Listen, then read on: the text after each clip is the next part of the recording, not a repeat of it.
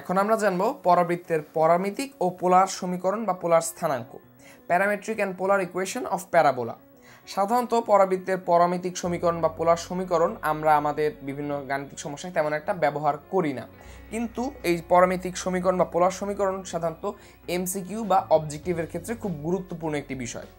কারণ এখান থেকে আমাদের বলে দিতে পারে যে নিচে কতগুলো পরামিতিক সমীকরণ দেওয়া হলো, কোনটি পরাবৃত্তের পরামিতিক সমীকরণ তা বলো, কিংবা বলা হলো নিচে কতগুলো পোলার সমীকরণ দেওয়া হলো, তার মধ্যে কোনটি পরাবৃত্ত প্রকাশ করে সেটি চিহ্নিত করো। তো এ ধরনের অবজেক্টিভ সাধারণত ভর্তি পরীক্ষার জন্য খুব গুরুত্বপূর্ণ বা বোর্ড পরীক্ষায়ও আসতে পারে। তো চলো আমরা দেখে ফেলি পরাবৃত্তের পরামিতিক এবং পোলার সমীকরণ। তো এখানে আমরা একটি পরাবৃত্ত দেখতে পাচ্ছি। আমরা জানি এই পরাবৃত্তের সমীকরণ হচ্ছে y² = 4x, কারণ এখানে শীর্ষবিন্দু আমরা 0,0 বিন্দুতে রাখছি।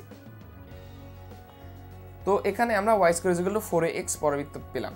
যদি এই p বিন্দু, যেখানে আমরা এই p বিন্দু থেকে আমাদের এই সঞ্চার পথে যে কোনো বিন্দু নির্দেশ করছি, যে p বিন্দু x এর স্থলে যদি if x = p বিন্দুকে আমরা বলছি x, y, পরাবৃত্তের সঞ্চার পথের উপরস্থ যে কোনো বিন্দু, এই x কে যদি at² এবং y কে যদি 2at দ্বারা প্রতিস্থাপন করি, তাহলে আমরা পরাবৃত্তের পরামিতিক স্থানাঙ্ক পেয়ে যাব, অর্থাৎ p তখন at², 2at।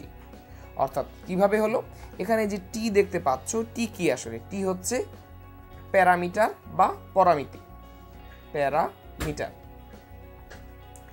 মূলত t একটি প্যারামিটার হিসেবে কাজ করে এবং t এর বিভিন্ন মানের জন্য পরাবৃত্তের উপরস্থ বিভিন্ন বিন্দু আমরা পেয়ে থাকি। তো এখন t এর মান 1 এর জন্য আমরা একটি বিন্দু পাবো, 2 এর জন্য আরেকটি বিন্দু, 3 এর জন্য আরেকটি বিন্দু আমরা পেয়ে যাব।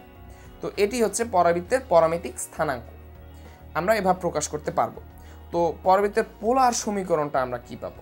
পোলার সমীকরণ, পরাবৃত্তের পোলার সমীকরণের খুব বেশি ব্যাখ্যা প্রয়োজন নেই, শুধুমাত্র এর রূপটি চিনে রাখো।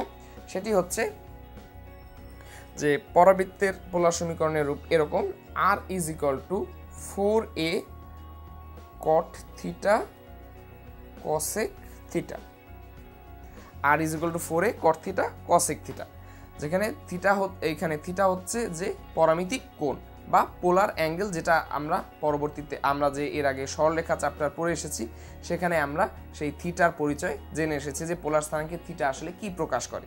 সুতরাং পোলার সমীকরণ হবে r = 4a cot θ cosec θ এবং পরামিতিক স্থানাঙ্ক হবে x = at² এবং y = 2at। তো এগুলো অবজেক্টিভের জন্য গুরুত্বপূর্ণ, সুতরাং তোমরা এগুলো মনে রাখবে এবং তাহলে খুব দ্রুত এই ধরনের অবজেক্টিভ উত্তর করতে পারবে।